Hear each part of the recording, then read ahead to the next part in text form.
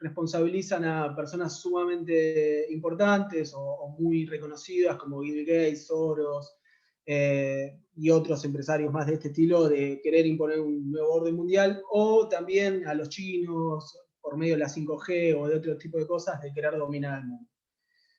Otros tipos de estas explicaciones declaran, digamos, que forma parte, es un plan de los laboratorios para simplemente hacer negocios. Entonces, esto lo pusimos en forma de pregunta y le preguntamos a las personas que efectivamente dijeron que sí fue creado a propósito, bueno, ¿quién lo había creado? Bueno, lo que llegamos a observar aquí en este gráfico es que el 51% establece una causa material, una causa económica, porque dice justamente los laboratorios crearon el coronavirus con fines económicos, para hacer un negocio. Y el 49%, o sea, casi 50 y 50, tiene una explicación geopolítica, sea los chinos para dominar el mundo, sea Bill Gates o quien sea para imponer un nuevo orden mundial.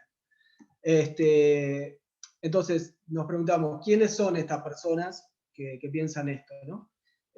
No hay diferencias, cruzándolo con otras variables de la encuesta, no hay diferencia por género y clase social. Tampoco hay una gran diferencia por grupos etarios, que si bien los más jóvenes tienden a creer menos en estas, a adherir menos a estas explicaciones de tipo conspirativa, no hay una gran diferencia. El 57% cree que el virus no fue creado de forma, digamos, a propósito, frente al 40 y el 53% de los otros. Y tampoco hay una gran diferencia en cuanto a la subjetividad política, aunque los kirchneristas o los simpatizantes por el kirchnerismo tienden a pensar menos que el virus fue creado a propósito que los macristas, un 44 y un 59%. Entonces, nos preguntamos, ¿qué relación guarda la adhesión a este tipo de creencias con las actitudes y opiniones frente a la gestión de la pandemia por parte del gobierno? También para seguir pensando quiénes son estas personas que piensan. Y como se ve en el gráfico, se puede ver, acá se cruza quienes creen efectivamente que el virus fue creado a propósito y que no, y la calificación de la gestión del gobierno en la pandemia. Como se puede ver, no hay prácticamente diferencia entre unos y otros, y el 63% de las personas cree que el virus, que el gobierno efectivamente gestionó bien la pandemia, de aquellos que piensan que el virus fue creado a propósito, frente a un 71% de los otros, o sea, casi no hay diferencia. Entonces, los sectores que adhieren a estos discursos son mucho más heterogéneos de lo que nos hacían aparecer en los medios de comunicación, con las marchas anticuarentena, con los locos, con los carteles, diciendo que era el nuevo orden mundial, el 5G y todo. Son mucho más. Es más, menos del 3% asistió a una marcha anticuarentena. De todas las 3.200 personas que nosotros encuestamos, menos del 3%, perdón, de las personas que adhieren al discurso, las que dicen que sí fue creado a propósito, menos del 3% fue una marcha anticuarentena. Y además, pensemos que esta encuesta fue en enero, que ya no estaba el tema de las vacunas tan en cuestión como está hoy mismo. Ya en ese momento, el 64% de las personas que pensaban que el virus fue creado a propósito estaban dispuestas a vacunarse. Está bien, los que no pensaban que el virus fue creado a propósito, creen eso en un 82%, pero casi 2/3 o más de 2/3 tienen esta inclinación. En contraposición justamente a la asociación que se hace generalmente entre discursos conspirativos y anticuarentena y antivacuna. Y esto viene totalmente a subrayar esto que vengo sosteniendo, justamente porque, como se pueden ver, las personas que dicen que sí fue creado a propósito, el 45% de ellos dicen que los responsables del aumento de casos entre julio y octubre del año 2020, el 45% piensa que los responsables de eso fueron los que salieron a hacer marchas anticuarentena. o sea, justamente frente a este discurso, en estos lugares en los que tanto circularon las marchas anticuarentena, los discursos conspirativos, efectivamente no hay una relación clara entre anticuarentena, como quisieron mostrarnos, y adhesión a los discursos conspirativos. También unas palabritas antes de terminar sobre las cuestiones de las explicaciones religiosas. Les preguntamos a las personas si el virus puede ser un castigo de Dios, una prueba de Dios, o si el virus no tiene nada que ver con Dios. Como pueden ver, si miramos de abajo para arriba, la gente atea prácticamente no tiene ninguna adhesión a pensar que el virus fue un castigo o una prueba de Dios.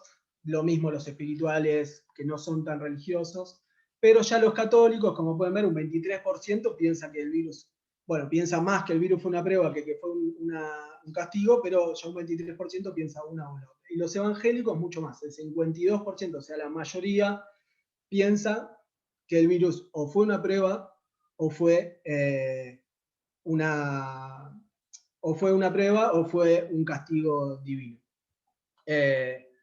Entonces, lo otro que le preguntamos a estas personas es, a partir, digamos, o sea, no es que le preguntamos, esto se lo preguntamos a todos, pero hay que usar las variables de cómo califican la gestión con la pregunta sobre si el virus tenía algo que ver con Dios o no, podemos ver que o sea, prácticamente son los mismos valores para todos, ¿no?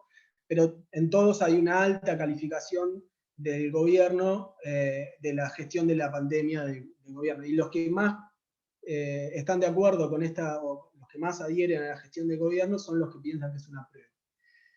Por lo tanto, nosotros estimamos que no hay una mirada fatalista, la típica mirada fatalista del religioso con respecto a la pandemia, sino que hay más una mirada de pensar que es una prueba de Dios, como figura en el cuadro anterior, es una prueba de Dios que tiene que ser superada, evidentemente, por lo menos con una acción conjunta, solidaria, puede ser, pensando estos que adhieren a las gestiones del gobierno, puede ser que estén, por ejemplo, a favor del IFE, del ATP y ese tipo de medidas, que son medidas más bien de corte solidario. Entonces, bueno, pensamos que podría explicar eso un poco más que el fatalismo. Y bueno, algunas conclusiones que podemos sacar a partir de esta cuestión es que, si bien no se puede establecer claramente quiénes son los que adhieren a estos discursos, sí se puede afirmar que las explicaciones conspirativas no están directamente asociadas a los discursos y a las marchas anticuarentena, como nos mostraron una y otra vez. Tampoco se asocian a posiciones que están en contra de la gestión del gobierno, como lo pudimos ver, la mayoría lo califica de forma satisfactoria. Y lo que podemos ver es que estos discursos de alguna forma fueron magnificados por los medios de comunicación, y al ser muy llamativos han logrado nuevas convocatorias a nuevas marchas, por ser desopilantes, y además justamente por esta cuestión de la facilidad que tienen los discursos conspiracionistas de interpelar a las personas, ¿no? Y bueno, esto lo estamos viendo hoy en día con las manifestaciones que hay en contra de la vacuna. Manifestaciones me refiero a los enunciados que hay en los medios de comunicación. Nosotros pensamos, a modo de hipótesis, que, o sea, al no estar asociado el discurso anticuarentena con las marchas anticuarentena, perdón, el discurso conspirativo con las marchas anticuarentena, antigobierno, todo, lo que pasa es que las personas adhieren a este tipo de discursos, ya que es un encuentro con lo real.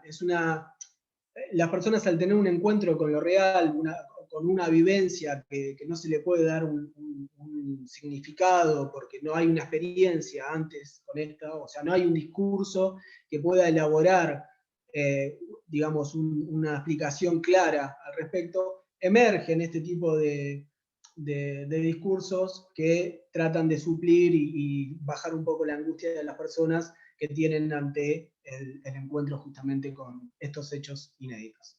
Y bueno, nada, esa es la posición bueno, que estuvimos trabajando.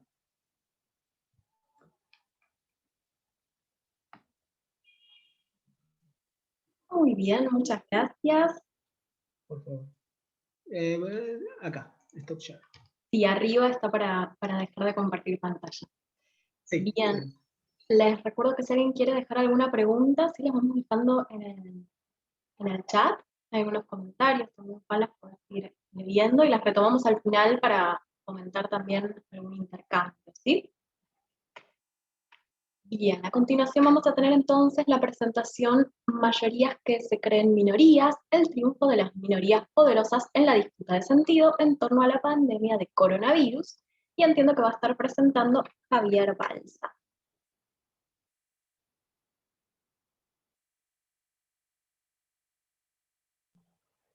Hola, ¿se escucha Hola, bien? ahora sí te escuchamos. Perfecto. ¿Comparto pantalla desde acá? Sí, por favor. Espera un segundo.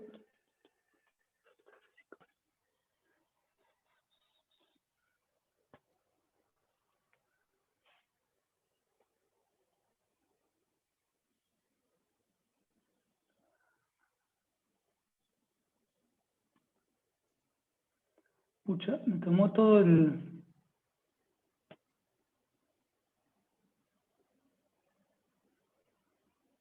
Si hay algo en lo que podamos ayudarte. A ver. ¿Dejó de compartirla o sigue compartiéndola? No, ahí ya no está compartiendo más. Se debería poder. Yo uso dos monitores y cuando le pongo F5 para que me comparta esta imagen, Claro. los dejo de ver a ustedes. Bueno, no importa. ¿Ahí se ve bien? Ahí no estamos viendo la presentación todavía. ¿Ah, no? No. Creo que Zoom tiene incluso una configuración para hacer si uno usa dos monitores, como para que tome bien todo. Que quizás uno está tildado, eso puede complicarse.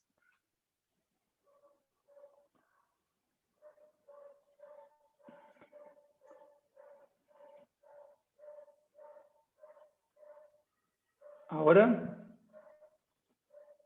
No, ahí está empezando. Ahí está apareciendo.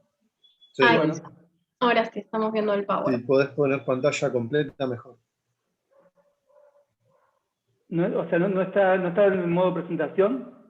No, No, estamos viendo... tenés que ir arriba a la derecha. Hay como un... Ahora se me A achicó la todo. izquierda, perdón. A la O con izquierda de tu F5. computadora. En tu programa PowerPoint, sí, o F5. Ahí al lado de la flechita hay una cosa. Sí, No sí, sé cómo sí. se Yo sé cómo presentar acá. llama. Lo activé varias veces. Cuando eso ocurre, ahora... Ahí está. Ahí se Ahí vamos. activó, ¿eh? Ahora Está lo veo perfecto ahí ahora. costadito y está. Bueno, listo. Muchas gracias. Vamos a poner el cronómetro. Bueno, este es otro de los trabajos que hicimos con Juan Espólita y también Guillermo Martinelli y Pehuen Romaní, a partir de una serie de encuestas. Un poco una de las preocupaciones que teníamos era como un elemento central de la dominación de tipo hegemónico es persuadir que las mayorías se piensen como que son minorías, o sea, que no son mayorías. Este es un tema que nos interesa en particular.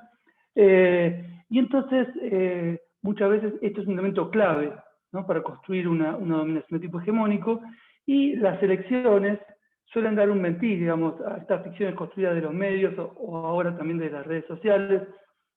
Un ejemplo, digamos, característico de esto fueron las elecciones de 1946, donde todos los medios de comunicación, diarios esencialmente, y las radios, construían el triunfo inevitable de la Unión Democrática, y a medida que fueron llegando los resultados del escrutinio, que se tomó varias semanas en estar terminado, se vio que había arrasado el entonces coronel Perón y no la Unión Democrática.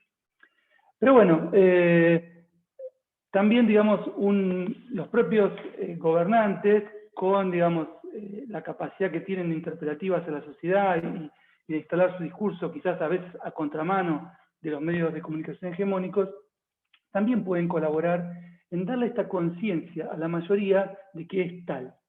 Si no, permanentemente está esta conciencia de mayoría es erosionada y se va construyendo la idea de que las ideas que tiene una minoría son las que comparte la mayoría. Ahora, otro elemento más que podría colaborar en lograr que las mayorías se reconozcan como tales, creemos que son las encuestas de opinión, y un poco este es el sentido político de estas intervenciones, que de algún modo hemos logrado instalar con algunas notas periodísticas y algunos tweets que alcanzaron quizás mayor difusión luego, tratando de que las encuestas de opinión sirvan, vamos, para que esas mayorías se reconozcan como tales frente a esta construcción de falsas mayorías construidas de la opinión pública. Y el ejemplo es un poco lo que vamos a hablar.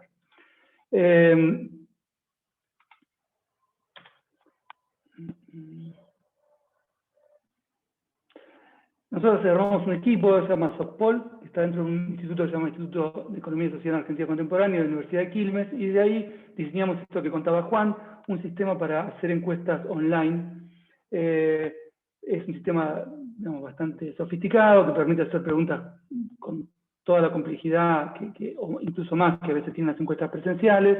Nos da mucha tranquilidad de validez en términos que la gente puede leer las opciones de respuesta, a diferencia de las encuestas que a veces son telefónicas de pulso, que uno ya se pierde entre las opciones que se van leyendo y demás. Se pueden leer preguntas relativamente complejas. Y la captura de casos para armar la muestra es por invitación por Facebook e Instagram.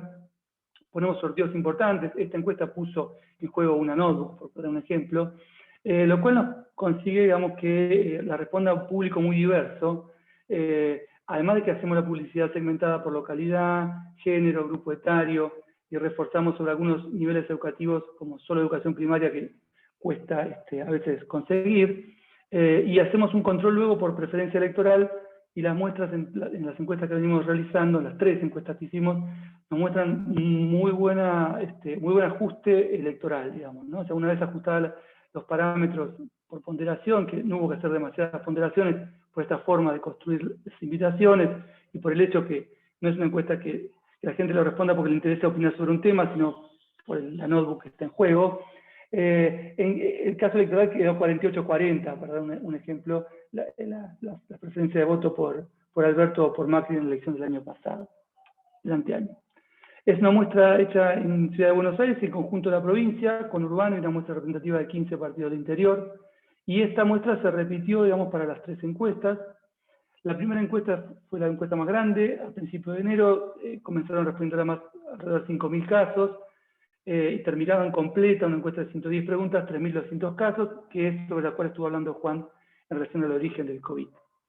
En esa encuesta queríamos confrontar muchas cosas, como se imaginan, con 110 preguntas, pero esencialmente, ¿cuánto la gente seguía cuidándose? Se había instalado en la opinión pública, la gente ya no se cuidaba más, que ya, digamos, no quería seguir cuidándose. Y encontramos, por el contrario, que no. Le preguntamos por su mejor amigo y su familiar más cercano, para que no tengan que hablar sobre ellos, sino sobre alguien que no eran ellos. Y le preguntamos cuánto se cuidaba, y solo el 12% dijo que se cuidaba solo un poco y que había relajado mucho, y un 5% decía que ya no se cuidaba nada o casi nada.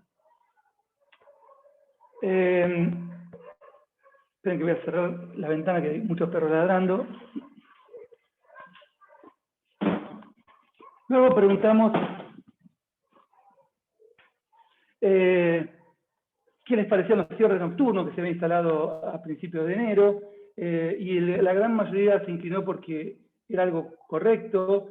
Solo, digamos, un 21% dijo que era una restricción innecesaria que coarta nuestras libertades, incluso entre los jóvenes, desmistificando cierta idea de que los jóvenes estaban en contra de los cierres. Solo el 22% adhirió a esto. Quiere decir que el 78% pensaba que era una medida correcta, o que incluso tenía que ser mucho más fuerte el cierre.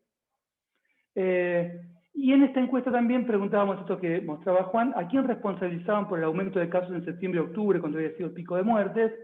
Y la gran mayoría se inclinó por las marchas anticuarentena, ¿sí? O por la oposición, y solo un 22% responsabilizó al gobierno nacional. Luego hicimos una segunda encuesta a mediados de febrero, de una menor cantidad de casos, pero con menos preguntas también, de la cual la mitad más o menos eran padres o madres de chicos en edad escolar. Queríamos ver cuánta adhesión había que empezar las clases ya, y para nuestra sorpresa, Una de las preguntas, por ejemplo, que estamos marcando acá, era si había que esperar que todos los docentes estén vacunados, o al menos la mayoría de ellos, o si no, las clases tienen que empezar lo antes posible aunque los docentes no estén vacunados.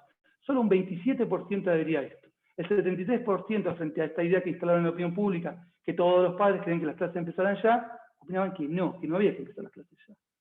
Incluso entre los madres y padres ese porcentaje subía al 77%. Sintomáticamente Página 12 no quiso publicar esta encuesta, a pesar que se la dimos unos días antes, y tuvo que salir por el cohete a la luna.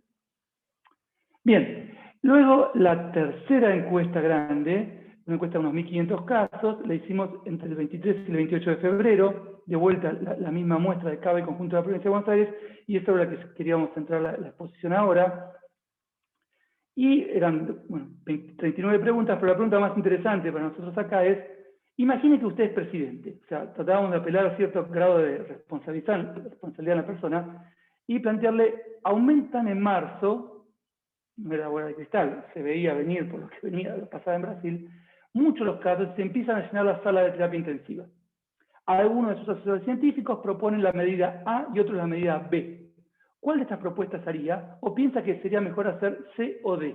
Y aparecían entonces, después de esto, en la misma pantalla, las opciones. A era una cuarentena estricta, vamos a verla. B era una cuarentena intermitente. C era cerrar algunas actividades y las escuelas, es decir, la medida actual. Y D era no hacer nada o casi nada. Apelar solo a la responsabilidad ciudadana. Bueno, estas son las respuestas. Incluso cuando el escenario de las terapias que se llenan, que nos está pasando ahora, o el impacto fuerte de la segunda ola, recién era una hipótesis, hace un mes y medio de esto. Entonces, la opción D, fíjense, solo le pediría a la población que aumente los cuidados, pero no pondría nuevas restricciones, tenía el 21% de las adhesiones. Hoy pensamos que este número debe ser sustancialmente menor. El 16% adhiere a medidas como las que está tomando el gobierno ahora, solo volvería a cerrar algunas actividades recreativas y las escuelas, pero el resto lo dejaría como ahora. El 23% plantea cuarentenas, adhería a esta otra propuesta que le decíamos de cuarentenas intermitentes, 9 días sí, 21 días de libre circulación, y el 40% va por la opción china, es decir, una cuarentena muy estricta para que el virus desaparezca, con policía y gendarmería en la calle. O sea, no tenemos ningún tipo de eufemismo para plantear el escenario. Esto no presenta diferencias significativas ni por grupo de edad, ni por género, ni por nivel educativo, ni por lugar de residencia. Las diferencias son mínimas. E incluso nos da, digamos, mucha certeza de que esto es así, no solo porque las anteriores encuestas iban en el mismo sentido, sino porque al principio de la encuesta, esta era una pregunta del final, había una pregunta más simple, sin el escenario drástico de las terapias que se llenan, que decía cuál sería su postura en caso de que el gobierno decidiera poner nuevamente restricciones, como la de abril del año pasado, ante una segunda ola de contagios. Y aquí solo el 10% decía que no las iba a cumplir, el 35% que no le gustaba pero las iba a cumplir, y el 55% decía que le gustaba. O sea que hay una alta consistencia con la respuesta. Donde hay una pequeña diferencia es en la cuestión política.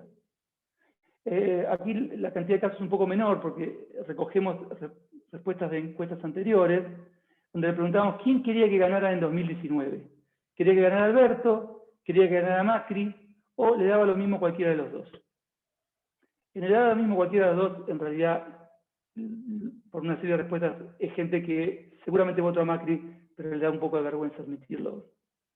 Bueno, lo que podemos ver aquí es que obviamente la gente que quería que ganara Alberto está muy de acuerdo con medidas de cuarentena. Fíjense, estamos en un 81%, o un 71% que está con eso, y es menor, solo el 15% no haría nada. Pero en el caso de Macri, los votantes que admiten que quería que ganara Macri, el 54% estaba a favor de cuarentenas, y solo el 24% dice que no habría que hacer nada. O sea, en esta divisoria de medidas, claramente los que hoy estarían apoyando a las políticas del gobierno de Larreta son un cuarto de los votantes de Macri. Es decir que yo creo que la jugada de Larreta es súper riesgosa en términos políticos y le va a llevar, si las cosas al gobierno salen más o menos bien, buena parte de su apoyo seguramente lo va a perder. Y luego venía otra pregunta. Es decir, tomábamos la respuesta a la pregunta anterior y lo exponíamos frente a cómo piensa que reaccionaría la gente. Entonces, los que dijeron que querían cuarentenas, es decir, ese 40 y ese 23, ese 63% que decía cuarentenas estrictas o intermitentes, le preguntamos qué opina que haría la gente frente a esto. Y aquí, fíjense que la mitad opta por que la gente lo apoyaría, o la mayoría lo apoyaría. Fíjense, hay un 14% que decía todos me apoyarían si haría esto como presidente, porque los estaría cuidando. Un 36% dice la mayoría me apoyaría, pero habría una minoría que me tendría bronca, la mitad. Ahora, la otra mitad suma, la mayoría me tendrían bronca, casi todos me tendrían bronca, ¿sí? Y un 19% que la gente tendría tanta bronca, había tantas protestas que no podría imponer las medidas. O sea que aquí tenemos mitad y mitad. La mitad de los que pondrían cuarentena dicen que la gente lo apoyaría, y la mitad que pondrían cuarentena dice que la gente nos tendría bronca. Ahora, ¿qué pasa con los que no pondrían cuarentena? Bueno, aquí es la relación inversa. Los que no pondrían cuarentenas están muy convencidos de que todos los apoyarían. 66% dice que todos, ¿sí? Y solo un 17% dice que la mayoría les juntaría bronca porque no los estaría cuidando. ¿Sí? Y un 17% de la mayoría me acompañaría, pero habría una minoría que tendría bronca. O sea, si sumamos estos dos números, el 83% cree que la gente estaría de acuerdo con no hacer nada. Esa minoría cree que es una mayoría. La han convencido y por eso actúa con tanta fuerza. Esa minoría de ese 20% que dice no debe hacer nada y el 16% que dice que solo habría que cerrar escuelas, cree que todos están detrás de ellos apoyándolos. Y por eso luego actúa con tanta virulencia. Por eso, digamos, queríamos concluir, digamos, que es notoria la confianza que han logrado construir en esa minoría intensa que no quiere que se implementen cuarentenas, haciéndola creer que es una mayoría y actúan entonces como tal. Esto es muy riesgoso. Primero porque esa minoría cree que tiene una legitimidad democrática que todos los datos muestran que es contraria a ello. Y segundo porque encima, si esa minoría, por lo menos lo que tomaría, fueran medidas que protegieran al conjunto, bueno, podría ser, pero en este caso toman medidas que llevan, digamos, a la expansión del virus y a que se incrementen los contagios y que la situación se desmadre. Y luego a la mitad de la mayoría, que sí quiere que hubiera una fuerte acción estatal, la han convencido de que son una minoría.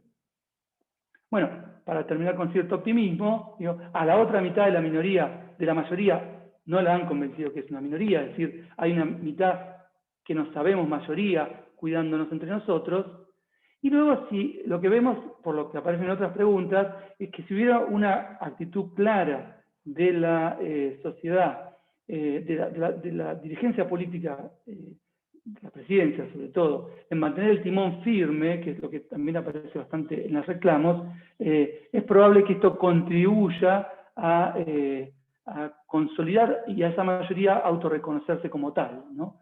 Pero bueno, para eso nos parece importante que este tipo de estudios y otros se repliquen y la gente logre tomar conciencia de que la gran mayoría estamos por los cuidados. Nos llamó mucho la atención, para cerrar, que este trabajo lo colaboró en algunos aspectos Daniel Feinstein, y luego le dio una difusión por un tweet que alcanzó unas 500.000 vistas, y una de las cosas que más nos llamó la atención era la gran cantidad de comentarios que agradecían al estudio la posibilidad de haberse reconocido como mayoría cuando la multiplicidad de medios de comunicación que construyen otro escenario en la opinión pública los había hecho dudar de esto. Bueno, esta era un poco la idea. Gracias. Ahí tienen, en ese mail, en www.socpol.ar, tienen, digamos, los cuatro informes, la nota de prensa, donde se desarrollan más de estas cosas, ¿no?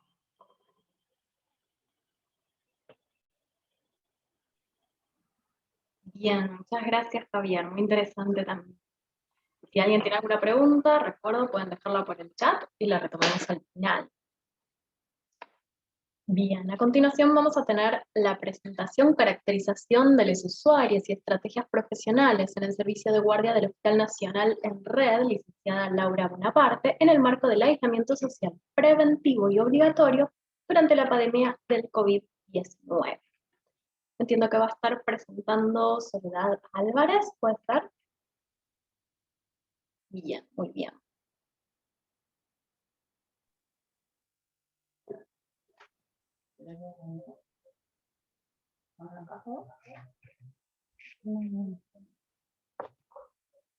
Ahí vamos, Somos Soledad Álvarez, que soy psiquiatra del Hospital Nacional Laura Bonaparte, y Yamila Pereira, que es trabajadora social del mismo lugar. Soledad, Soledad. disculpa, estamos escuchando bastante eco, quizás estás desde otro dispositivo también. Sí, ahí me silencio. Gracias.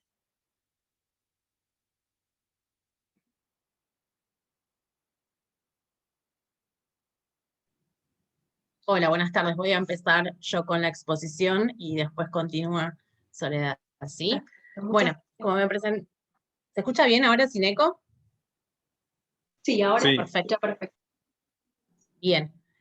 Bueno, nosotros vamos a hablar un poco, es una investigación preliminar que estamos implementando en el hospital.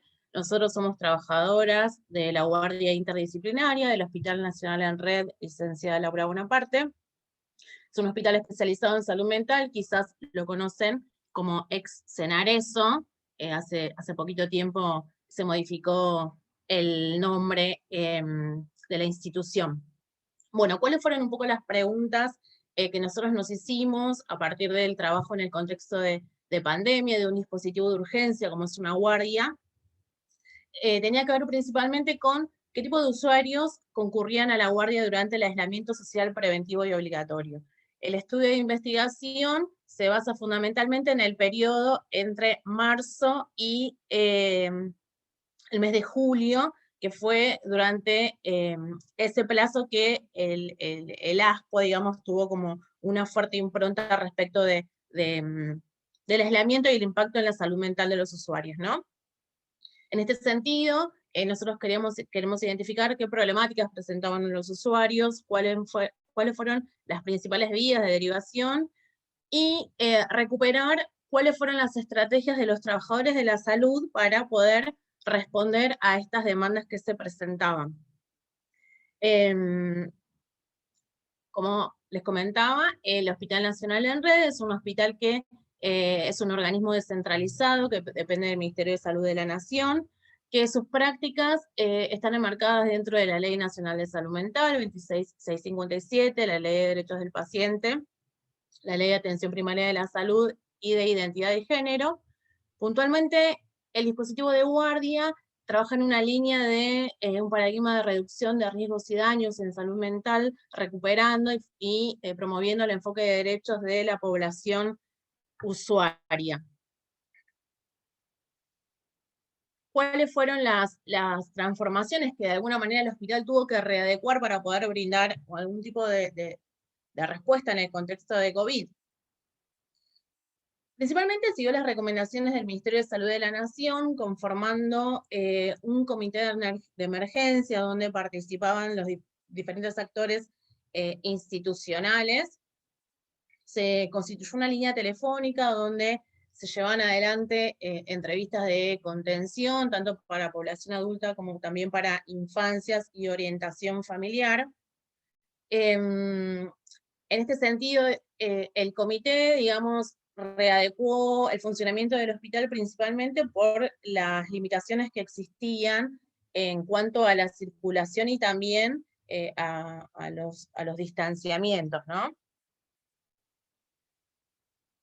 A nivel institucional hubo que implementar algunas medidas como estratégicas, que no eran usuales, digamos, como son las consultas e intervenciones en domicilio de usuarios. No sé si saben, pero el hospital está ubicado en el barrio de Constitución, cerquita del Hospital Garraham, en la zona sur de la Ciudad Autónoma de Buenos Aires, y recibe usuarios de la Ciudad Autónoma, pero también de diferentes puntos de la provincia. En este sentido, ante la falta de atención presencial, justamente se buscaba de alguna manera dar continuidad a los tratamientos de los usuarios, y también con no interrumpir lo que tiene que ver con la administración farmacológica. El hospital es un hospital de salud mental especializado en el abordaje de los consumos de sustancias, ¿no? Digamos, esto no es un dato menor en relación a el impacto que generó también en usuarios de sustancias psicoactivas durante el aislamiento. Por otro lado, también, en términos institucionales, se llevaron adelante operativos en hogares y territorios, justamente por esta cuestión de la restricción de la circulación en transportes públicos, ¿no? Entonces, se veía muy dificultoso el traslado de los usuarios al hospital. Por tanto, se fortalecieron vínculos en términos territoriales con organizaciones sociales para poder dar respuesta en el ámbito comunitario. En lo que el hospital cuenta con un servicio de internación, algunas medidas que se han fortalecido con respecto a la población que se encontraba internada al momento que se dispone el aislamiento social preventivo y obligatorio, tenía que ver con la obligatoriedad de controles médicos para las personas con todo el equipamiento preventivo. En caso de eventuales internaciones, se llevan adelante para garantizar el aislamiento de la persona, que pueda alojarse en una habitación de tipo individual. Se restringieron salidas y visitas de familiares, fortaleciendo principalmente todo lo que tiene que ver con el contacto telefónico. Se han ajustado protocolos de permanencia y circulación de la población que ya se encontraba internada en todo lo que tiene que ver con el uso de barbijo, compartir el mate, cigarrillos, digo, con la complejidad que eso trae en una población que tiene algún padecimiento de salud mental, ¿no? Bueno, esto como en líneas generales todo lo que tiene que ver con las modificaciones más institucionales. Ahora va a seguir Soledad, mi compañera, puntualizando específicamente en el dispositivo de guardia interdisciplinaria, que es de donde nosotros somos parte, y donde se puntualiza el estudio de investigación. Voy a silenciarme, pero también voy a silenciar la computadora. Bueno. ¿Silenciaste?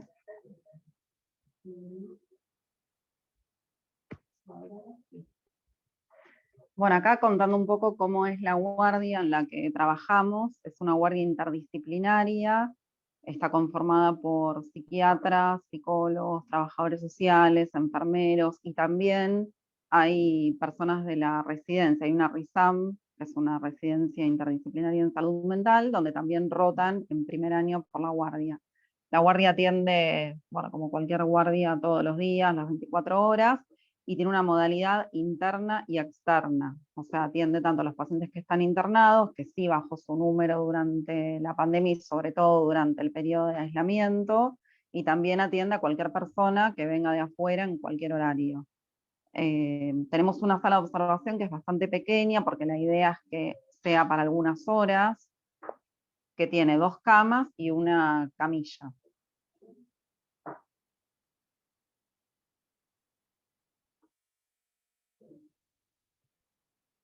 Bueno, durante el aislamiento vimos, o sea, nosotros el objetivo de la investigación también fue porque vimos un cambio en la población que se empezó a acercar a la guardia, y también en los que llamaban en la línea telefónica. Había gente que tenía cobertura por obra social, pero por algún problema como por ejemplo la pérdida de trabajo, o que no los atendían en los efectores que les correspondían, se acercaban aunque no fueran del área programática del hospital. Atendimos gente hasta de Escobar, por ejemplo, siendo que el hospital está, como dijo Yamila, cerca de Constitución, está en Parque Patricios. Las demandas que presentaban los usuarios tenían en algún punto algo que ver con una urgencia subjetiva, y otras veces era que también se configura una urgencia, como por ejemplo falta de medicación en otros efectores.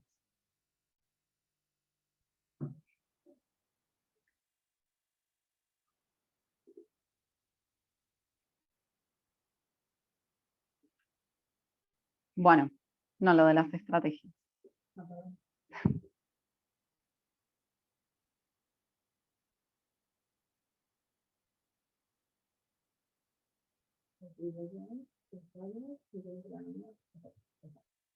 Bueno, eh, bueno, y nuestro interés está en pensar qué estrategias nuevas adoptaron los profesionales para poder abordar las demandas en este periodo especial de aislamiento, porque fueron diferentes, fueron algunas nuevas, otras fueron potenciar algunas que ya existían.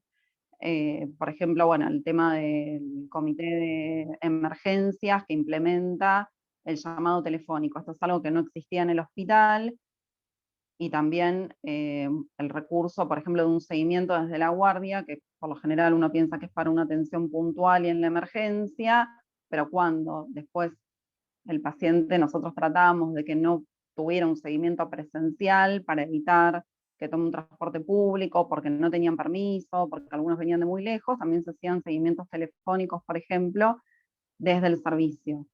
Esto también requería como que la interdisciplina del equipo de guardia de ese día también atravesar el resto de los días, como una mayor conexión entre los profesionales.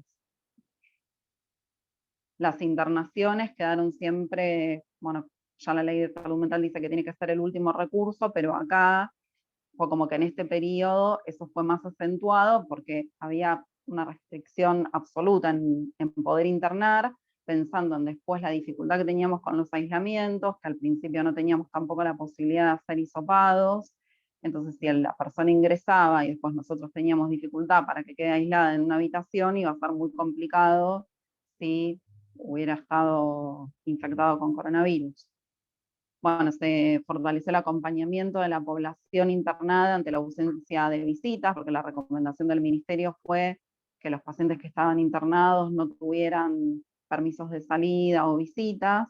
Entonces eso también hizo que la población que estaba internada tuviera otra demanda y hubo que poner otra presencia desde la guardia.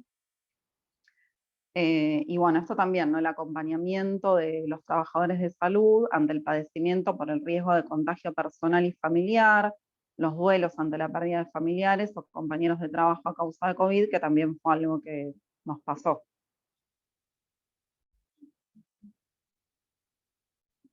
Bueno, la práctica al principio tendió a centralizarse en lo biomédico y farmacológico, o sea, hubo en los primeros momentos como bastante corrimiento de la clínica de salud mental para reforzar lo que era la evaluación en el triage, ver si el paciente que venía con algún síntoma, con fiebre, con anosmia, con pérdida del gusto. Entonces, bueno, como que estábamos centrados en otro lado antes que la demanda en salud mental. Después, bueno, algunas tareas que tuvimos que ir asumiendo desde la guardia, desde la urgencia, que no eran correspondientes a nuestro servicio, pero al ir disminuyendo la atención en los otros dispositivos del hospital, igual que en efectores de otros lugares también, teníamos que ir a como a salvar esas atenciones. Y esto también conllevaba la imposibilidad en la derivación, porque había muchos efectores que habían cerrado, que estaban con algunas complicaciones. Entonces, por un lado se intensificó la tarea y por el otro también se redujo la cantidad de profesionales en la guardia que no fueron reemplazados, porque a nosotros también nos afectó el tema de las licencias otorgadas, porque teníamos personas trabajando que tenían algún tipo de riesgo de salud, como puede ser diabetes, hipertensiones no controladas, obesidad, que quedaron de licencia, igual que las personas con hijos o hijas pequeñas en edad escolar que también dejaron de venir a la guardia. Entonces, con menos recurso humano, tener que abordar más casos, mayor complejidad de los casos. Bueno, ahora estamos pensando en plena segunda ola, algunos desafíos que podemos recuperar de esto que pasó el año pasado, más allá de lo que tenemos que seguir investigando, que es trabajar en el armado de un sistema de salud integral que se base en una lógica de derechos que contemple las dimensiones biológicas, subjetivas y sociales del proceso salud-enfermedad. Y recuperar para esto la centralidad que el Estado tiene en el campo político de la salud y en las políticas públicas. Bueno, y acá nos presentamos nuevamente con nuestros contactos.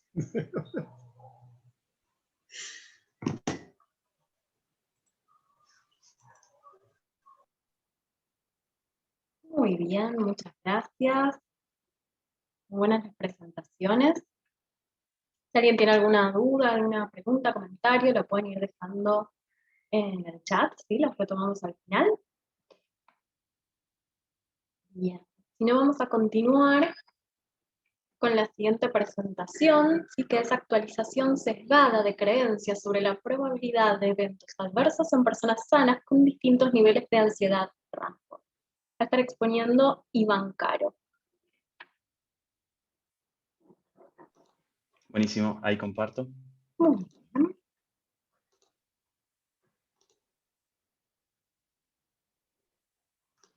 Bien, ahí se ve bien. Se ve perfecto, muchas gracias. Bueno, genial. Esto significa que vamos a hablar un poco sobre optimismo, ansiedad y de cómo las personas actualizan sus creencias de cara a la información. Primero, para esto tenemos que entender al sesgo optimista. Ya hace como 30 años que se sabe que las personas sobreestiman su probabilidad de vivir ciertos eventos positivos, como por ejemplo ganar la lotería, y que subestiman su probabilidad de vivir ciertos eventos negativos, como que les roben o que se contagien de alguna enfermedad, por ejemplo. Pero, ¿por qué ocurre esto? Bueno, uno de los mecanismos posibles detrás de esto es la asimetría en la actualización de las creencias. El equipo de Jarrod tiene ya varios antecedentes en este tema y encontraron esta asimetría llevando a participantes al laboratorio y preguntándoles, pidiéndoles que hagan una estimación de qué probabilidad tienen de vivir tal evento, como por ejemplo enfermarse de cáncer. Luego les mostraban la probabilidad real de una persona con características similares a estas personas de enfermarse de cáncer, por ejemplo, ¿no? Entonces, si una persona lleva al laboratorio con una creencia de que su probabilidad de enfermarse de cáncer era de alrededor del 50%, los investigadores le decían, bueno, no, para una persona con tus características, la probabilidad real es de alrededor del 30%. Le estaban dando una buena noticia, digamos, porque este es un evento adverso, un evento negativo, enfermarse de cáncer. Entonces, lo que se espera, luego al preguntarles de nuevo cuál es la probabilidad que creen tener de enfermarse de cáncer, que hagan de nuevo una estimación sobre qué probabilidades tienen de tener esa enfermedad, estas personas van a actualizar sus creencias, van a modificar la probabilidad que creen tener de enfermarse de cáncer, acercándose a la probabilidad real que le brindan los investigadores, ¿no? Integran esta nueva información a sus creencias. Ahora, ¿qué pasa cuando les damos una mala noticia? Es decir, si llega una persona al laboratorio con la creencia de que tiene un 10% de probabilidades de enfermarse de cáncer, y los investigadores le dicen, bueno, no, la probabilidad para una persona como vos de enfermarse de cáncer es de alrededor del 30%. Le están dando una mala noticia. Entonces, se espera que las personas actualicen sus creencias, pero esta actualización, lo que se ve es que es muchísimo menor que cuando reciben una buena noticia, ¿no? A esto se le llama la asimetría en la actualización de creencias. Uno esperaría que procesar más la información deseada que la no deseada, la información positiva frente a la negativa, generaría predicciones bastante optimistas para el futuro. Esto puede tener un lado bueno, puede mejorar la salud física y mental de las personas, reduciendo el estrés, y puede aumentar la motivación y la persistencia de estas personas, deviniendo eventualmente en mayor bienestar. Pero ignorar la información no deseada, ignorar la información negativa, puede llevar a una mala evaluación de los riesgos y a no tomar las medidas de precaución adecuadas, y generando eventualmente comportamientos irresponsables. Ahora, sabemos que el optimismo tiene un gran efecto en esta asimetría, pero también sabemos que puede haber un montón de factores más que la afecten. Entonces, pensamos en la ansiedad, pero como ansiedad podemos entender a varias cosas. Por ejemplo, tenemos a la ansiedad de estado, que es una activación emocional de un estado emocional instantáneo, caracterizado por una combinación única de sentimientos de tensión, nerviosismo, preocupaciones, pensamientos molestos, junto a varios cambios fisiológicos, y que normalmente esto se da frente a un elemento percibido como peligroso, ¿no? Y también podemos entender, en cambio, a la ansiedad rasgo, que son diferencias interindividuales, diferencias entre individuos, relativamente estables y sostenidas en el tiempo, y que refieren a la frecuencia e intensidad de los aumentos de ansiedad de estado, o sea, de esto que habíamos dicho antes. Se sabe que altos niveles de ansiedad rasgo, escucho eco, que altos niveles de ansiedad rasgo están relacionados a una sobreestimación de la amenaza y una reactividad desproporcionada frente a señales que indican resultados aversivos, amenazantes. Entonces, claramente esperaríamos algún efecto, que esto tenga alguna relación con la actualización asimétrica de las creencias, ¿no? Para comprender esta asimetría en la actualización de las creencias y el efecto de la ansiedad, lo que hicimos fue adoptar el protocolo del equipo de Jarrott, este que yo les había contado antes, que consiste en lo siguiente. Se les presenta a los sujetos una serie de eventos adversos, por ejemplo, enfermarse de asma, y se les pide que hagan una estimación de cuál es su probabilidad de enfermarse de asma. Entonces, estas personas dicen, bueno, yo creo que mi probabilidad de enfermarme de asma es tal, ¿no? Luego, se les da la probabilidad real para una persona con características similares de enfermarse de asma. La diferencia entre estas probabilidades, la estimada y la real, digamos, se le llama error de estimación. Y esto sigue así sucesivamente para otros 40 eventos adversos distintos. Luego se hace una segunda ronda, donde se les vuelve a presentar esta serie de eventos adversos y se les pide que hagan una nueva estimación de la probabilidad que creen tener de vivirlos. Esta diferencia entre la primera estimación y la segunda estimación es la actualización. Bueno, lo que vemos en este gráfico es, en el eje horizontal vamos a tener el error de estimación estandarizado, es decir, esta diferencia que veíamos entre la estimación inicial y el valor real de la probabilidad de vivir este evento, ¿no? Y después, en el eje vertical, vamos a tener el nivel de actualización, es decir, las diferencias que va a haber entre la primera estimación y la segunda estimación. Después vamos a ver en celeste, digamos, un ajuste estadístico a los datos sobre las buenas noticias, y en rojo a un ajuste sobre los datos de las malas noticias. Algo que podemos observar acá es una diferencia clara entre el ajuste a las malas noticias y a las buenas noticias. Eso es la asimetría en la actualización de las creencias.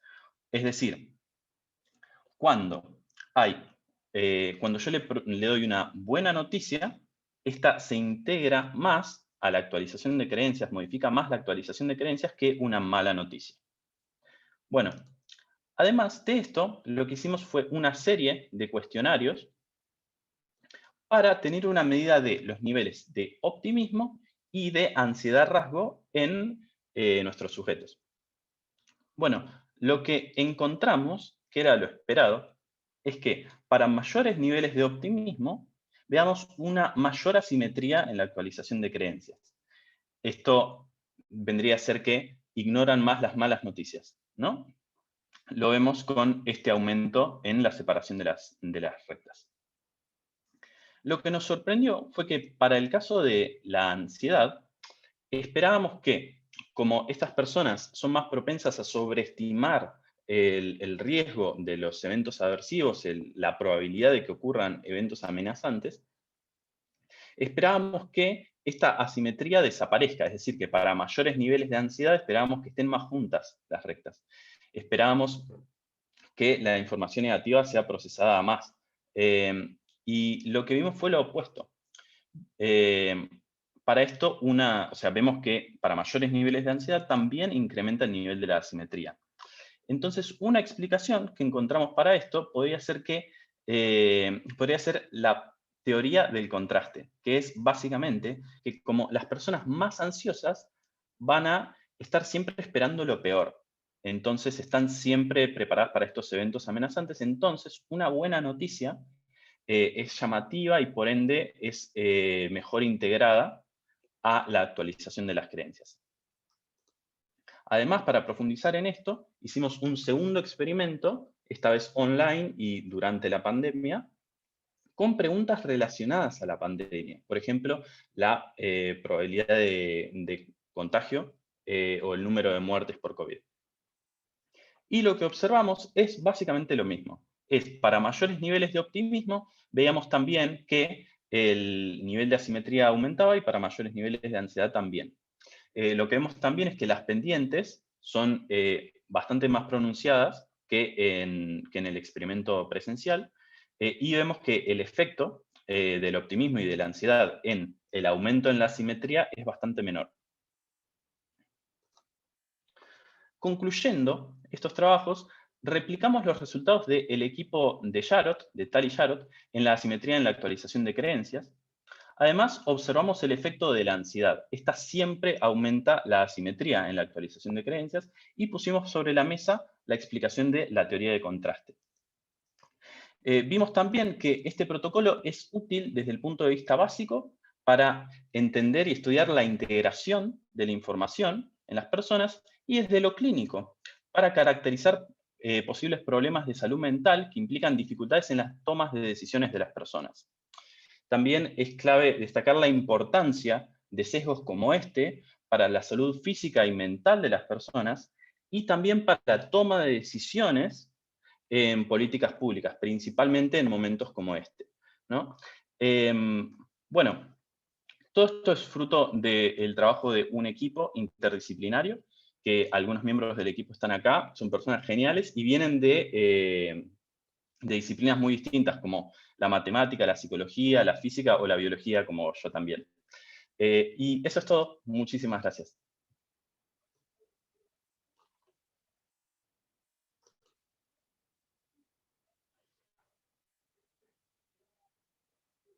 Muy bien, muchas gracias. Muy interesante la charla. Recuerdo eso, que pueden dejar preguntas o comentarios por el chat, ¿sí? Los retomamos al final. Restaría ahora entonces la última presentación de la mesa, que es Ciencia Maravilla, la enseñanza-aprendizaje de la ciencia como dispositivo para sostener los vínculos escolares en la pandemia, y va a estar presentando Ana Bortolotti.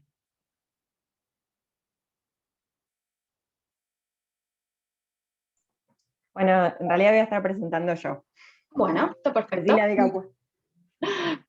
Está Ana igual conectada también. Perfecto. Adelante, muchas gracias.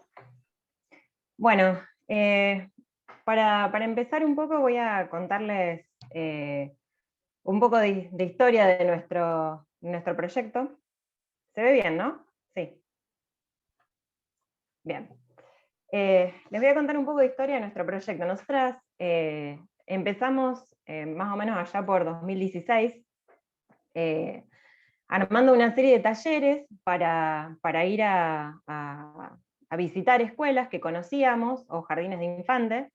Empezamos Ana y yo en ese momento, las dos, bueno, somos mamás, y fuimos a jardín infante de mi nena en ese momento, o a la escuela de la nena de Ana, y bueno, de alguna forma como que fuimos visitando así escuelas que conocíamos, y empezamos a interesarnos por el armado de talleres experimentales para niños y niñas. En ese momento nos estábamos organizando a través de un programa que se llamaba Científicos Vuelven a la Escuela, que lo organiza el CCT de Rosario, ya que nosotras, bueno, somos de Rosario. Bueno, ya en el 2018 empezamos a animarnos a darle un poco más de organización a nuestro proyecto, y armamos una presentación para una convocatoria de la Agencia de Ciencia, Tecnología e Innovación de Santa Fe, digamos que es de la provincia de Santa Fe, que estaba dirigida a proyectos de comunicación de la ciencia. Y bueno, se nos ocurrió armar un proyecto en el cual diseñáramos secuencias didácticas, estrategias en general, que incluyeran cuentos para la enseñanza y aprendizaje de las ciencias naturales en la escuela. O sea, estaba pensado para el contexto escolar, para el contexto áulico, y con una mirada bastante hacia la microbiología, porque tiene que ver con la experiencia que tenemos nosotras. Bueno, El proyecto lo presentamos con este grupo que acá, bueno, les pongo fotos de todas. Somos docentes, graduadas o investigadoras de la Universidad Nacional de Rosario, de 3 facultades: la Facultad de Ciencias Bioquímicas, de las Ciencias Médicas y la de Humanidades y Arte. Y bueno, este grupo es el que conformó el equipo, digamos, organizador de Ciencia Maravilla. Al año siguiente, en el 2019, nos presentamos como proyecto de extensión universitaria, radicado en la Facultad de Bioquímica. Para eso, bueno, convocamos a estudiantes que les interesara trabajar con esta idea de diseñar secuencias didácticas, de pensar experiencias dirigidas a las escuelas, y a la infancia en general, porque bueno, después nos terminamos retransformando un poco, que no todo pasa solo en el espacio áulico. Y comenzamos a trabajar en particular con una escuela, que es una escuela primaria pública de la ciudad de Rosario, que bueno, acá les puse una imagen de la escuela. Y bueno, nos presentamos a la convocatoria de proyectos de extensión y arrancamos como proyecto inicial de extensión de la facultad.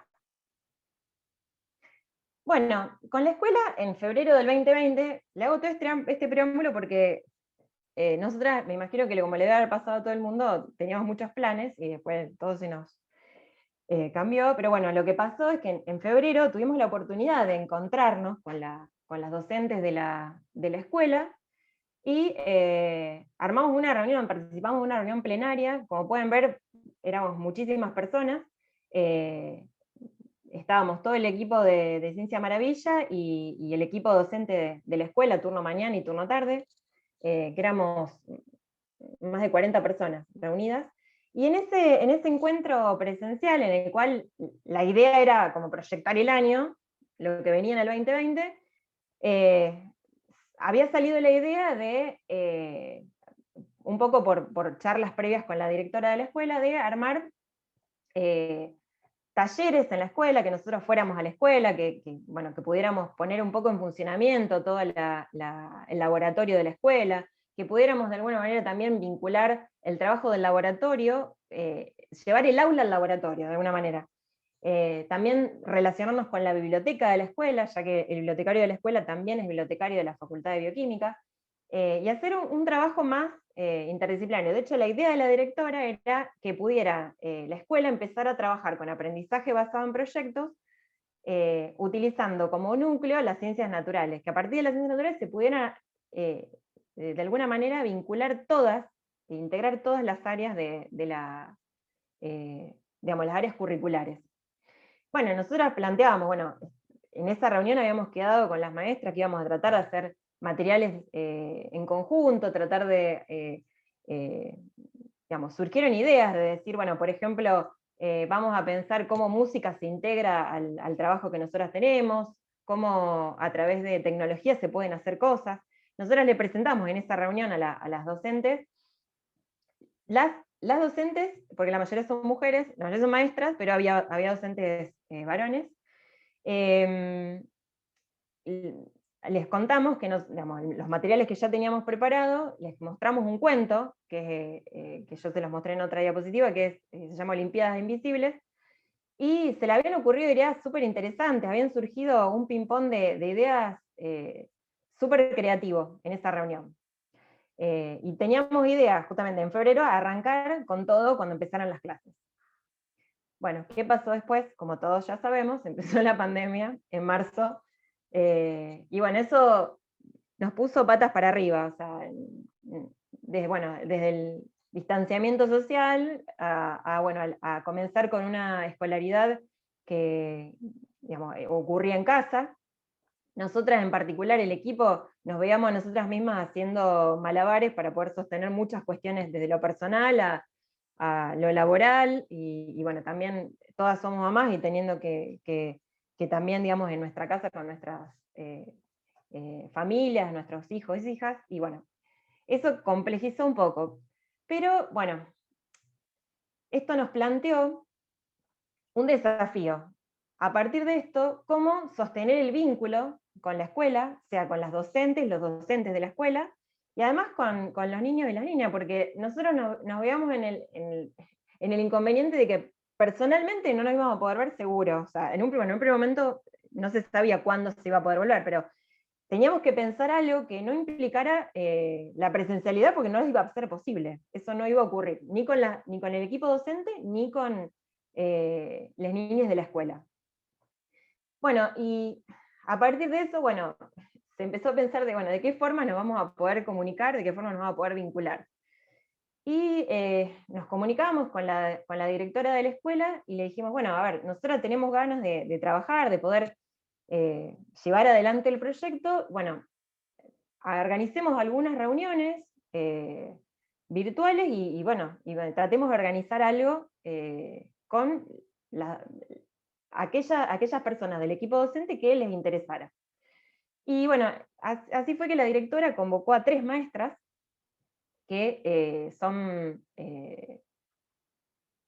las seniors, las llamo de esta forma porque es como, bueno, todos las llamamos a las 3 maestras que colaboraron con nosotras, a la señora Andrea, a la señora Karina y a la señora Eliana, que son maestras de los 3 niveles. La señora Andrea era en ese momento maestra de segundo grado, la señora Karina daba en cuarto y quinto grado, o sea, el segundo ciclo, y la señora Eliana daba en sexto grado.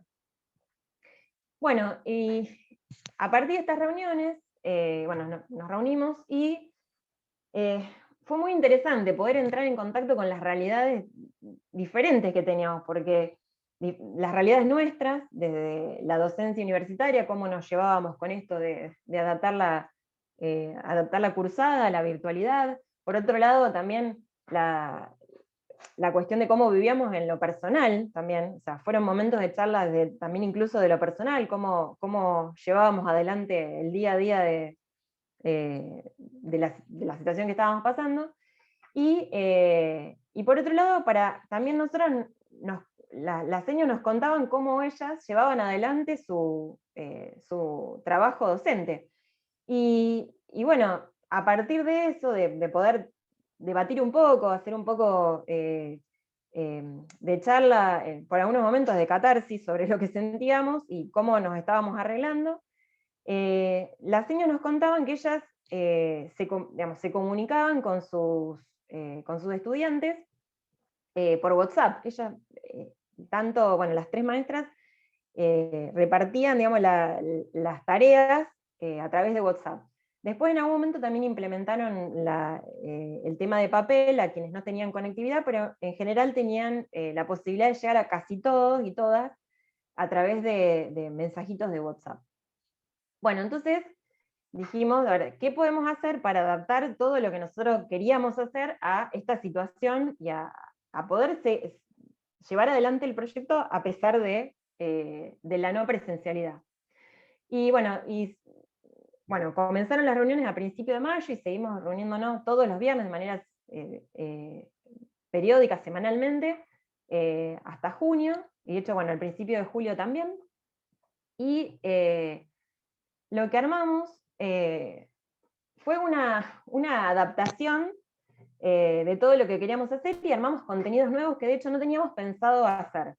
Las señas, que la verdad realmente han hecho un trabajo maravilloso de adaptación a su público escolar, adaptaron a los experimentos que nosotros teníamos pensados, los adaptaron al contexto de la casa.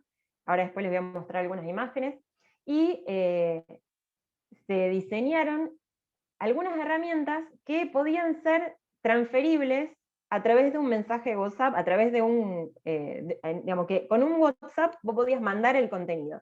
Y así fue como surgió estas presentaciones que las armamos en la plataforma Genially. Armamos una presentación interactiva sobre contenido teórico de los microorganismos para que pudieran compartir un material fácilmente con las niñas, y además pasamos a versión digital, también así utilizando la plataforma de Genially, el cuento que nosotros habíamos diseñado, que es de autoría propia, para que pudiera ser visto en un celular y de una manera amigable, porque además leer a cualquiera le pasa que leer un PDF en un celular es bastante engorroso y para los chicos va a ser muy poco atractivo. Entonces lo que hicimos fue armarlo de una forma de presentación que pudiera verse fácilmente en cualquier celular y de una forma súper amigable con pocas palabras por pantalla. Y a su vez armamos de manera colaborativa con las seños una serie de juegos interactivos. Estos juegos, como partiendo de la idea que nosotras, que había surgido con la directora, de tratar de hacer todo lo posible para buscar formas de integrar áreas dentro de la escuela, lo que se diseñó es un juego en el cual se va explorando, es como dice acá el nombre, el país de las micromaravillas, se va explorando diferentes áreas de conocimiento, yendo como si fuera por estaciones, que son los diferentes tipos de microorganismos. Y se trabajan contenidos de matemáticas, se trabajan contenidos más de lengua, y bueno, mucho contenido de ciencias naturales. Y hay algunas cosas más tipo generales, que a lo mejor no son contenidos curricularizados. Y hicimos una adaptación para cada ciclo, para que pudiera utilizarse tanto en primero, segundo como tercer ciclo, un juego para cada ciclo, con contenidos adaptados para cada uno. Y bueno, hicimos el diseño, como les decía, en la plataforma de Genially, y trabajamos con unas diseñadoras gráficas e ilustradoras que nos ayudan siempre a darle la impronta de diseño muy atractivo para la lectura y para que cualquier niño o niña se sienta motivado a querer mirarlo. Bueno, estas son algunas imágenes de lo que nos compartieron las seños que hicieron sus alumnitos y alumnitas. Como trabajaron también integrando áreas, esto fue un trabajo integrando área de tecnología, por ejemplo, a la secuencia didáctica. Y también una de las seños, la seño de segundo grado, aprovechó para dar los cuerpos geométricos junto con el tema de los microorganismos. Entonces los chicos hicieron diseños en 3D con los microorganismos. Esta fue una adaptación que fue maravillosa, que se le ocurrió a una de las señas de poder hacer uno de los experimentos que nosotros habíamos planteado, que era el armado de placas de cultivo caseras, con agar-agar y como hacemos en el laboratorio, con caldo de cultivo, que nosotros lo íbamos a llevar preparado a la escuela, en el caso de que fuéramos a hacer los talleres allá. Bueno, a la señora se le ocurrió reemplazarlo por pan, y hacer el ensayo de evaluar qué pasa cuando yo toco el pan con las manos sucias y las manos limpias, y ver qué crece después, que como pueden ver acá crecen cosas muy asquerosas. Pero fue una adaptación muy inteligente de parte de las seños para poder llevar esto adelante en la casa, para que los chicos y chicas puedan hacerlo en sus casas.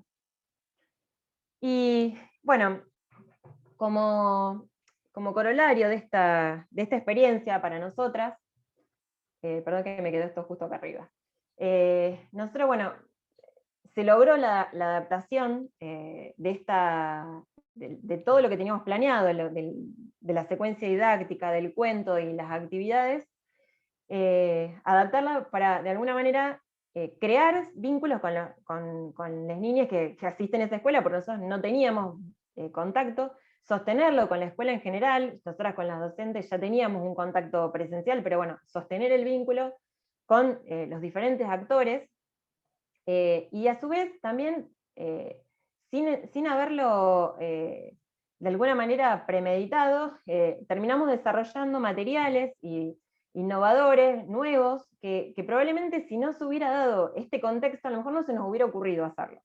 Entonces fue una oportunidad que se dio, y que bueno, digamos, se logró, digamos, a pesar de muchas cosas, se logró seguir adelante con el proyecto, y además generar materiales novedosos nuevos que no hubiéramos hecho de otra forma. Y bueno, además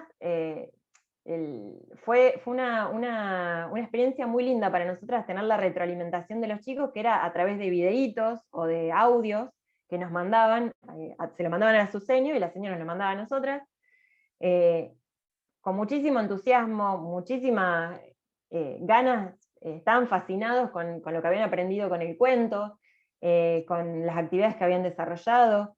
Es más, a través, digamos, de la Secretaría de Extensión se armó una entrevista en Radio Universidad de acá de Rosario, y algunos chicos participaron enviando sus mensajes de audio a la radio, o sea que se animaron incluso a salir en la radio del entusiasmo que había generado toda esta actividad. Así que, bueno, fue un entusiasmo que nos contagió realmente al equipo de manera significativa, porque fue una evolución muy linda de las niñas, y ni hablar de las maestras, que fue súper enriquecedor como trabajo para nosotras, que, bueno, vale la pena aclarar que nosotras venimos de una formación muy rígida en la Facultad de Ciencias Bioquímicas, somos docentes e investigadoras bueno, en mi caso de biología molecular, en el caso de Ana de biofísica, y bueno, hay otras compañeras, una compañera que es de filosofía, pero bueno, nosotras en general venimos de una estructura bastante rígida, y fue muy interesante para nosotras desarrollar un trabajo colaborativo con las maestras de la escuela y poder cruzar nuestros saberes para desarrollar en común algo que de manera individual seguramente no hubiéramos podido desarrollar con tanta eficiencia como lo hicimos. Así que bueno, esto fue todo, y bueno, muchas gracias por el tiempo.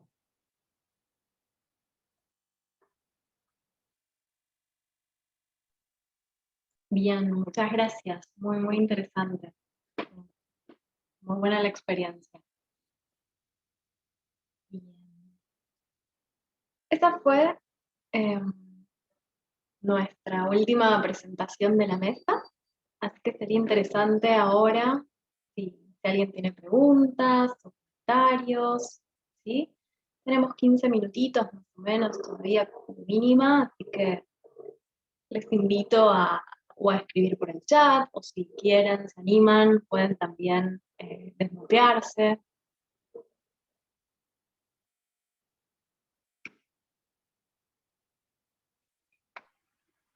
Yo quería hacer una pregunta a Iván. A ver si entendí bien. Digamos, por lo que aparecía, es difícil porque pasaron rápido algunos de los cuadros, pero pareciera que cuando se le instalaron estos mismos ejercicios, no sé si eran con preguntas vinculadas todas con el COVID, o eran las mismas preguntas que antes, pero en el contexto del COVID. Entiendo que no, que había preguntas, digamos, vinculadas específicamente al COVID. No sé cuántas fueron sobre el COVID y cuántas no, esa es la primera pregunta. Pero lo que pareciera claro es que, primero, que el nivel de impacto es mucho más alto. O sea, que el nivel de actualización es mucho más alto cuando fue en el contexto COVID que en el otro, ¿no? O sea, las pendientes se van todas para arriba. Y en segundo lugar, desaparece la diferencia entre optimistas y ansiosos, optimistas y ansiosos, ¿no? O sea, lo cual pareciera ser que el contexto incide más que la personalidad, ¿no? O sea, la primera conclusión que uno sacaría es el contexto incide más que la personalidad. O sea, en un contexto, digamos, de alta ansiedad, todos nos volvemos ansiosos, y todos, en todos nos impacta más la información, uno podría decir, ¿no? Y no importa si la información sea buena o mala, nos impacta a todos, o algo por el estilo. No sé, ¿cómo lo pensarías eso? O sea que un poco es contarnos un poquito más esa parte, y si esto que estoy leyendo yo estoy leyendo totalmente mal, o va un poco por ahí. Y ya que hablé a las compañeras de Rosario, me pareció sumamente interesante, y nada, después querría quedar en contacto porque, bueno, yo milito en un grupo que se llama Vecines contra el Neoliberalismo. Nosotros montábamos ferias de ciencias con un contenido político, digamos, claramente, durante el macrismo, en términos de defender la ciencia como parte de la soberanía nacional y el desarrollo nacional, etc. Y hacíamos ferias en los barrios con los chicos, lanzábamos cohetes y experimentos era una feria grande, se llenaba de gente, había como 10, 15 puestos, etc. Y el contexto de la pandemia obligó al equipo que se dedicaba a esto a reinventarse, y pasaron a hacer cuadernillos virtuales, también impresos, que se repartían en los comedores escolares y demás. Así que quería ponernos en contacto a ustedes con este grupo, porque se van a sentir, digamos, experiencias para compartir, ¿no? Esto más del lado bien estrictamente político, pero hecho desde gente de las universidades, del CCT de La Plata, etc. Genial, Luis. Bueno, Javier, te respondo. Primero, eran todas preguntas relacionadas a COVID, como había dicho, por ejemplo, la probabilidad de contagio, número de muertes hasta el momento, ¿no? Qué tanto tiempo tardaban en duplicarse el número de muertes y preguntas así. Eran alrededor de 40. Y después el efecto que vimos, que era que las curvas eran mucho más empinadas, las rectas, eran mucho más empinadas en el caso del experimento online durante la pandemia. Eso puede tener un montón de explicaciones. O sea, nosotros no podemos sacar la conclusión de que es porque están en un contexto que los vuelve más ansiosos, sino que puede ser por cuestiones de atención, por no estar en el laboratorio y estar en sus casas, o puede ser una serie inmensa de eventos que no tenemos controlados. Entonces, no podemos sacar una conclusión muy fuerte de eso. Está bueno para investigarlo porque es un efecto notorio. Hay una diferencia clara en que todo lo que hicimos online tiene pendientes más marcadas, o sea, actualizan mucho más cuando el error es mucho mayor sus creencias, pero no tenemos muy claro por qué es uno de los pasos a futuro también en próximos experimentos online que hagamos, es intentar buscar el porqué de ese efecto, pero no tenemos claro de que sea porque el contexto los vuelve más ansiosos, eso no lo tenemos. Gracias por la pregunta, igual. ¿El trabajo está disponible en algún lado? Aún no, pero estamos haciendo un preprint y en algún momento va a estarlo. ¿Y el preprint tampoco? ¿Algo para mandarnos o para mirar? Que yo sepa, ahora no está, pero si querés podemos quedar en contacto y lo paso cuando lo sepa. Bien. Teníamos un par de preguntas en el chat cuando había finalizado la exposición de Juan. Laura había consultado si se había hecho alguna pregunta acerca de alguna otra teoría conspirativa.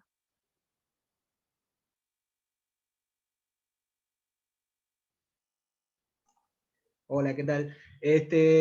No, son esos los discursos que recogimos porque pensamos que son los que más circularon, los que me regieron en ese momento, entonces no relevamos otras. Pensamos que ahí ya quedaba más o menos explícito o resumidos las cantidades, los discursos estos conspirativos. Y con respecto a la otra pregunta de si hicimos encuestas en el interior del país, no, por el momento no hicimos, está abierta igualmente la posibilidad para hacer, porque la publicidad se puede tirar para todos lados, o sea, para el interior del país, para cualquier lado, así que se puede hacer encuestas hacia cualquier lado. Así que no, por el momento no hicimos, pero sí. De hecho, igual estamos lanzando ahora, porque esta investigación la hicimos nada más que en la UNCI, con este equipo chico, pero estamos coordinando un proyecto grande de 18 universidades que está empezando esta semana, la semana pasada ya empezó a hacer entrevistas en todo el país. Y van a hacer 300 entrevistas en todo el país sobre estos temas y sobre una variedad de temas del COVID, digamos, uno de estos proyectos COVID PISAC. Y después vamos a hacer una encuesta en todo el país. ¿Sí? Va a haber una serie de encuestas en todo el país en realidad. Pero bueno, por una cuestión de costo de envío de la notebook, que afortunadamente nadie la ganó, porque quedó entre los números que no se sortearon. Pero bueno, había que hacerla llegar la notebook y no tenemos ni siquiera el costo para... tenemos la notebook porque nos quedó, pero no tenemos la posibilidad de envío, queríamos garantizar que llegara, y por eso las muestras fueron nada más de Capital y toda la provincia de Buenos Aires. Pero sí, la idea es llevar esta investigación grande que se va a hacer en todo el país.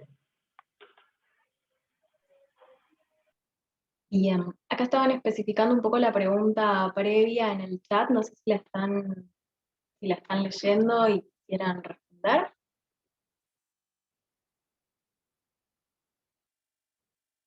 Eso, también sobre la presentación de de Juan. Perdón, me estaba tocando mal. Sí, probablemente sí, fuesen personas con, sí, que pudieran, pero no lo sabemos, o sea, porque no preguntamos por distintas teorías conspirativas, sino que, nada, pensamos en estas en particular, pero sí, suponemos que puede ser que tenga alguna tendencia más a pensar en esto que otras, pero no te lo puedo responder.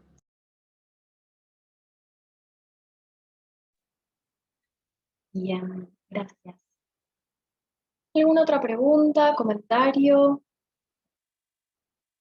¿Algo que quieran plantear en relación a las presentaciones, a los temas que vimos en el eje? Yo quería hacer una consulta, si hay lugar. Sí, por supuesto. Para quienes estuvieran trabajando con encuestas que estaban muy interesantes, una de las cosas que charlando con gente notábamos mucho, tanto en la estrategia de los medios de comunicación, como también en las diversas estrategias de comunicación del gobierno nacional o del gobierno, o de los gobiernos provinciales o de la capital, aparecía mucho de las variables que aparecen en estas encuestas, ¿no? El rol o la responsabilidad del sector anticuarentena, la cuestión de las teorías conspiranoicas, aparece mucho también la falta de los cuidados y la responsabilidad individual. Eso, bueno, han mencionado a Daniel Feierstein, que va a ser también panelista en las jornadas. Él habló mucho de la cuestión de la falta de cuidado y de la responsabilidad y cómo el Estado no tuvo una estrategia del todo correcta a la hora de asustar lo suficiente.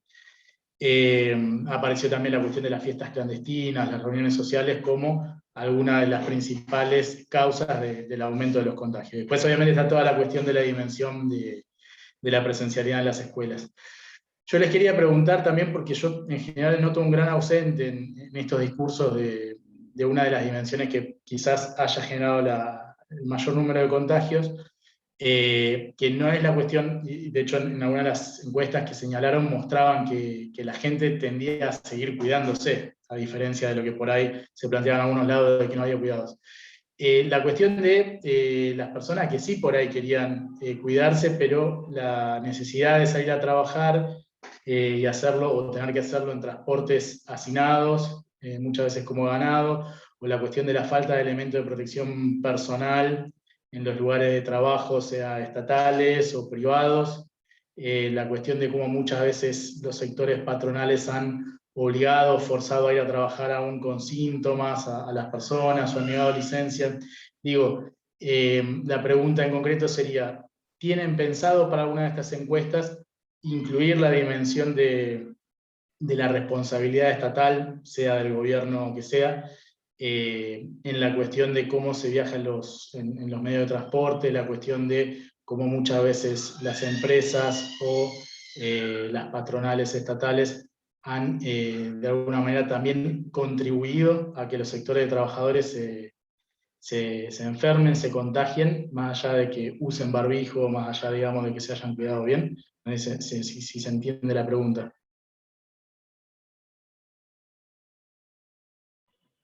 Sí, las encuestas siempre tienen un problema de cantidad de preguntas y demás, y no en ninguna de las encuestas entramos específicamente en la cuestión ni del transporte ni de las condiciones en el trabajo, digamos. En la última encuesta hubo una pregunta sobre cuáles eran las condiciones de relajación de los cuidados en distintas instancias. Lo que nosotros encontramos es que hay más o menos un tercio de gente que se ha cuidado muchísimo, y se sigue cuidando muchísimo, digamos. El tipo nunca se reunió con nadie en todo este año, o sea, no hizo más allá de sus convivientes. Encontramos cierta regularidad en esto. Otro 20% que se cuida poco y otro porcentaje en el medio que, bueno, que aparece o bien teniendo reuniones en sus espacios de trabajo, y ahí sí se ve claramente alguna relajación en los cuidados, pero no llegamos a medir cuánto esa relajación está impuesta o cuánto esta relajación tiene que ver con cierto relajamiento en las actitudes por estar todo el día trabajando ahí. Y gente que ha tenido que ir a espacios cerrados por atención médica, etcétera, y que muchos de esos espacios no tienen la suficiente ventilación y demás. Pero algunas de estas cosas son difíciles de medir fácilmente en una encuesta, digamos, ¿no? Porque hay que preguntar por la condición, hacer reflexiones sobre eso. Quizás sí sería interesante poder tener una encuesta que se aboque específicamente a eso. Es difícil, en principio porque a pesar de que los resultados tuvieron bastante difusión, estuvieron en páginas, estuvieron en el cohete, etcétera, y se llegaron a la instancia de gobierno, no hubo ninguna demanda concretamente de financiamiento, y nuestro financiamiento se acabó, digamos, pues no podemos seguir gastando cada nuestra encuesta tiene un costo que es muy bajo en términos de lo que es una encuesta presencial o incluso una encuesta telefónica, pero que nuestros proyectos de investigación tienen financiamiento finito, digamos. Tal vez podamos traer una más, y esta cuestión de medir los cuidados, de hecho en la última encuesta Daniel incluyó esas preguntas, pero no lograron funcionar del todo bien, porque se mezclaron con otras, y algunas cosas de medición objetiva son difíciles de captar, ¿no? O sea, las encuestas miden más fácil las cuestiones subjetivas, ¿no? O sea, a quién le echan la culpa, a quién responsabilizan, y claramente ahí, volviendo al tema más político, que de algún modo tocabas con lo de Daniel, aparece esta idea de que parece claro que el gobierno no logra instalar un discurso más claro y una responsabilidad clara de por qué fueron los casos más fuertes en septiembre y octubre. Sin embargo, la gente sí lo lee así, o sea, digo, alrededor de un 55% responsabiliza a las marchas anticuarentenas o a la oposición, centralmente a las marchas, pero bueno, quedan muy pegadas a la oposición por este aumento de casos, ¿no? Por esta cosa que el gobierno finalmente cedió. Pero el gobierno no logró armar a mi gusto, ¿no? Esto no está, uno lo infiere, no logró instalar una narrativa clara en este sentido. Y bueno, finalmente cedimos por culpa de las marchas, por culpa pero no era lo que queríamos hacer. Pero algo de eso la gente recoge y parecía responsabilizar poco al gobierno y más a las marchas y a la oposición por este descalabro de casos que hubo en septiembre-octubre. Esto lo presentábamos en enero.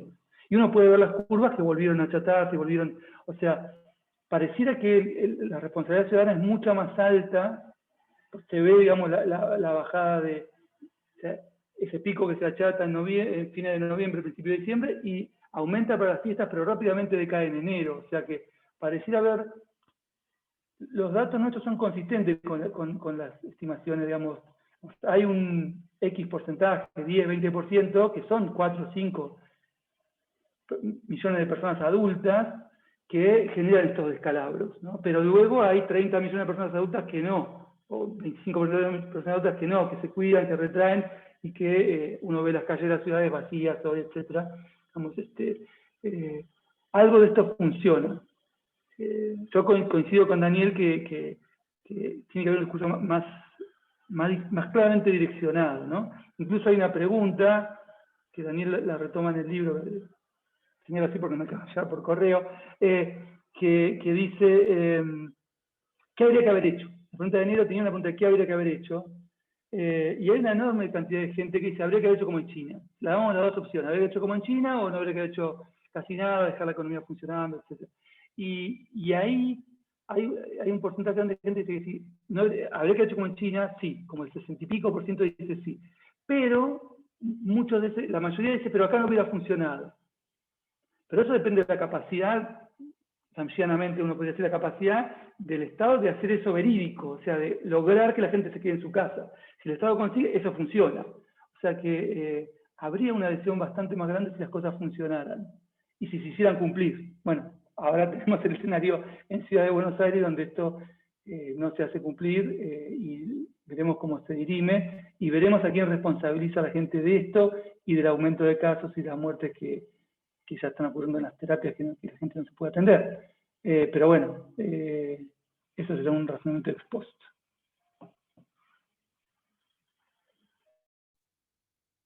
Bien, acá sumando a la pregunta de Matías, consultan también si pensaron en la posibilidad de encuestar a poblaciones de mayor vulnerabilidad o alguna organización que esté trabajando con estas personas.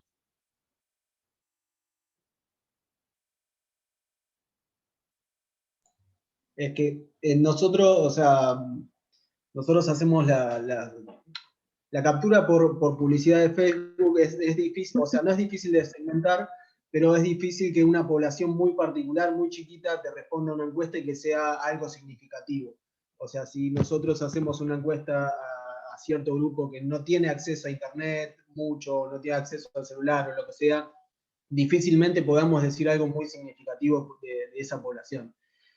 Sin embargo, igual en las encuestas que hicimos, después de hacerlas todo, hacemos el cruce por clase social, por todo eso, y generalmente no tenemos mucho sesgo en eso.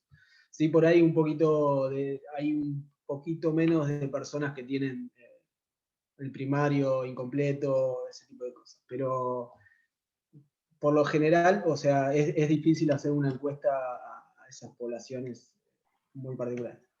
Igual ahora en el proyecto, perdón, decime, sí. No, sí, ahora en el proyecto vamos a entrevistar personal de salud, personal docente, personas con discapacidad, y ahí sí vamos a hacer encuestas y entrevistas específicamente a estos sectores.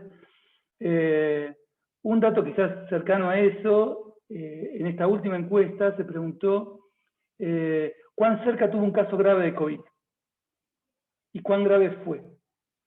Y entonces, para tratar de ver cuánto eso impactaba en las actitudes, por ejemplo, pro o anti cuarentena de la gente.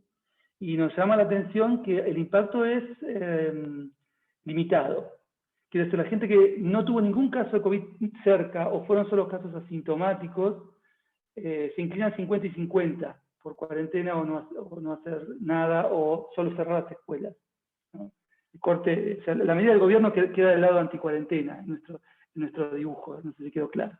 Pero cuando tuvo un caso cerca, muy grave que es terapia intensiva o fallecimiento, de un familiar o un amigo, nosotros pensábamos que esa gente se iba a inclinar en un 100% a favor de la cuarentena, y no, sube al 70%.